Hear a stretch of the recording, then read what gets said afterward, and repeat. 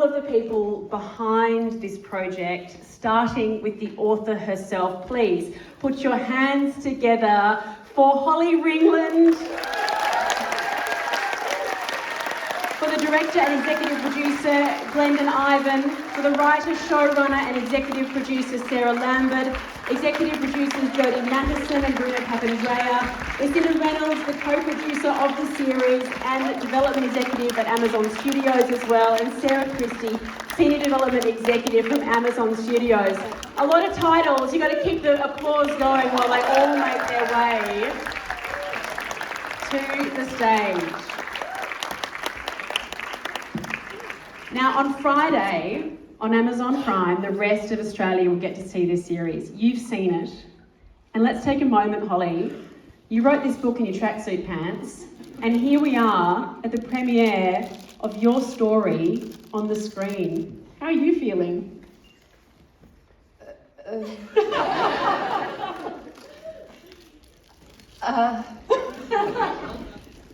Nobody tells you that this is what is possible when you say to the world at any age, I want to grow up and be a writer.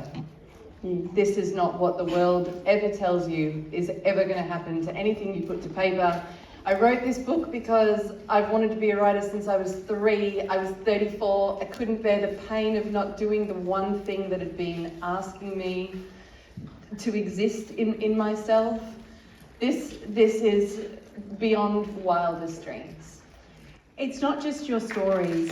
Oh, thank you. Guys, I'm barely holding it together here. Thank you. I actually met some booksellers who are here tonight who were telling me with such affection and wonder that they, Hi, there they are from Macarthur Square, hello ladies, that they first received the book in the store and they had the responsibility of handing it over to an audience for the very first time, which is the same story shared by so many bookshops right around this country. So what do you hope people take away from tonight when you hand this story over to this audience? Do you want to come back to that at the end? Let's go to everybody else. You can dwell on that one, Holly. That's going to be the last question I'll ask you, okay? Glenn, you're a bit outnumbered here. You're a little outnumbered by females because it's a powerful female story. How do you take a book like this that is so powerful and speaks to so many themes that echo throughout the lives of so many women here and put it on the screen? Again, they're all simple questions. It's very easy. Quick Q&A. I get to read lots of scripts, and the moment I read the first page of this project, I knew I was going to direct it. It just spoke to me. And I'm not a woman in that situation. I'm definitely not a 9-year-old girl. I feel like sometimes my spirit animal is. And that's, I don't know, I feel a very deep connection to this story and the world that Holly and Sarah created, and I put everything in it to honour that. So that's why I'm here. Sarah, you have the huge task, which I'm fascinated by, of transporting a book onto the big screen. I've seen the episodes and I've read the book. Little details change. How do you decide what to change? How do you decide what to keep the same? And how does that process work? Look, it's an extraordinarily complex process, and we were so lucky. I was so lucky is that I got to spend time with Holly. I met her in London, and then we talked and talked and talked. And then we actually travelled together through the desert, and we got to really spend time together. And then Holly generously came to the room, our writers' room, with all our writers for 2 days, and we just really downloaded everything that we could. So for me, it was always incredibly important to keep the spirit of the book intact, because I love this book and I love Holly's writing so much. So that was like number one. But then in bringing it to the screen, there are things which, may in a book work so beautifully, and things that I loved, but that just had to change. And there are things like the character that Asha Keddy plays, which is Sally, who has such a big revelation at the end of the novel. But we felt, she kind of needs to be there from the beginning, and kind of we need to follow her. And also with June, when Alice leaves the desert, leaves Thornfield and goes to the desert, that part of the story falls away. And so for us, it was like looking through the novel and finding these moments, there's so much beautiful detail in this novel, and we'd find these little it was almost like finding breadcrumbs. And we decided those are the things we're going to develop so that we could, expand this world, really kind of play it more as a mystery. And so that was our guiding light, is to always come back to the source material and come back to Holly's amazing work and then go from there. Jodie, you have your story, you have your script, and then you find your cast, and we're looking at them on the screen right now. I understand Asha Keddy actually put her hand up for this role, which is rare. She said that's the first time she's actually done that. So how do you then assemble such a wonderful cast, the likes of Sigourney Weaver, Asha Keddy? Well, we're just incredibly lucky to have such an amazing book that has such amazing characters. And it's so rare to have so many amazing women that you can put in an ensemble. And that's what Bruna and I really, we look for. We get sent a lot of books, but very rarely do you have one that has that and is such a powerful, amazing story that we feel like, oh my God, we just have to tell it. And the moment we read it, we were like, this, we have to put this on screen. And, for us, it was a very short list who we wanted to play June. And we sent it to Sigourney Weaver, and she was the first person we sent it to, and we just were so thrilled. She immediately got it and was like, I have to play this role. And then everybody else just kind of fell in around her. And we have the most extraordinary young actress playing Alice Hart, and then the 20-year-old version, and they're going to be a revelation to people who are seeing them for the first time. You may not know them. And then stalwarts like Asha Keddy, who's incredible in the show, Leah Purcell, and a whole cast of amazing actors. We were very lucky. Bruna, I love that process of the books. Do you just have a nightstand full of people sending you books? I mean, of course, Big Little Lies, My Perfect Strangers, you've developed such a wonderful reputation for bringing such powerful female stories to the screen. Is it piled high? How does it work? Well, generally we're getting it when it's not, unfortunately, a hard copy of a book. We're getting it pretty early when it's still electronic. But how this one worked, and I think this is, because everyone always says, how does something get made? And it gets made because of passion and because of the words on the page. And it all starts with the writing for us. But Jodie's passion is literally the reason this show got made. And at every point, that passion never stopped. But that was my first call, was like, I said, we can't do it, it's just too busy, it's too much. And sometimes it is too much.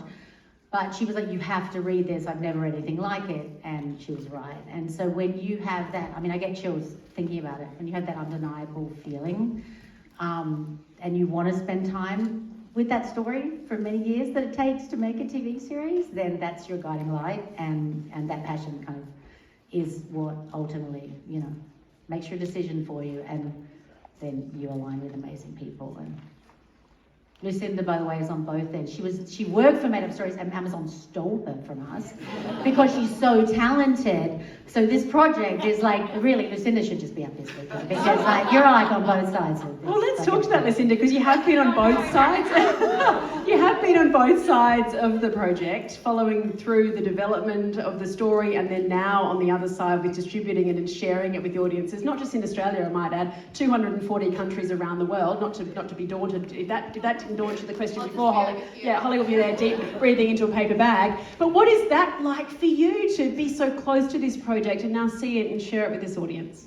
I'm probably a bit closer to Holly's experience, where this was like the first show that I got to learn from these guys on how producing gets done and how directing and writing gets done, and then to jump over and get to experience watching the marketing and distribution machine behind these projects was incredible. So yeah, it's amazing, and it is passion from every single person standing here that we got it made. So yeah, it's been pretty special.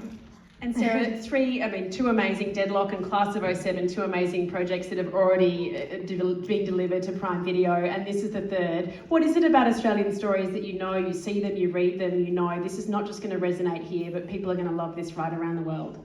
Yeah, well, 2023 is actually our biggest year yet for Australian originals on Prime Video. We've had 9 Australian titles launching this year. And I think The Lost Flowers of Alice Hart, absolutely stood out and is really unlike any drama we've seen produced out of Australia, and firmly stands on the world stage. And, the story, it's creatively ambitious. It's a compelling drama, emotional drama, a complex mystery.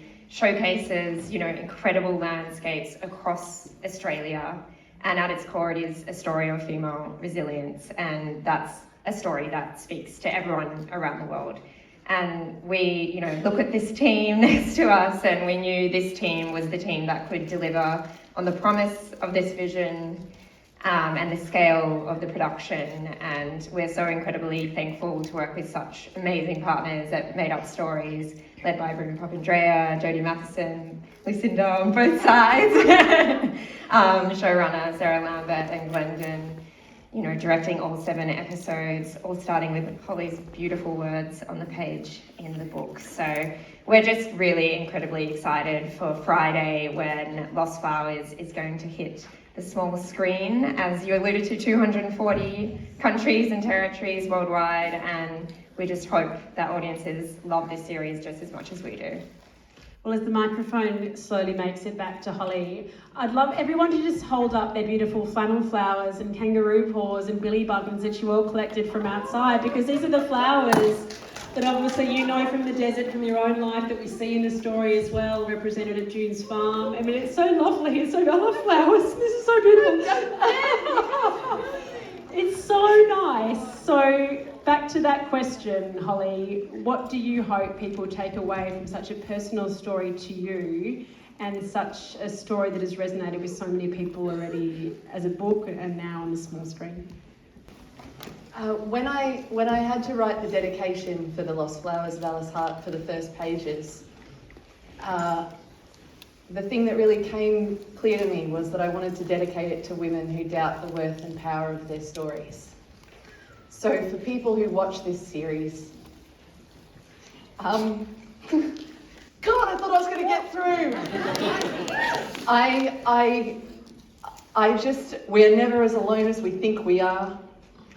There is always power in connection and pushing through shame and asking for help. And my life has been saved 1,000 times over by the love of women in my life, and that's what I want. There's always hope. That's what I hope that people who watch this show are left with. What a wonderful message. If you want to know the value and the worth of female stories, you just look to this wonderful group here. Thank you so much for being here tonight and sharing this with us.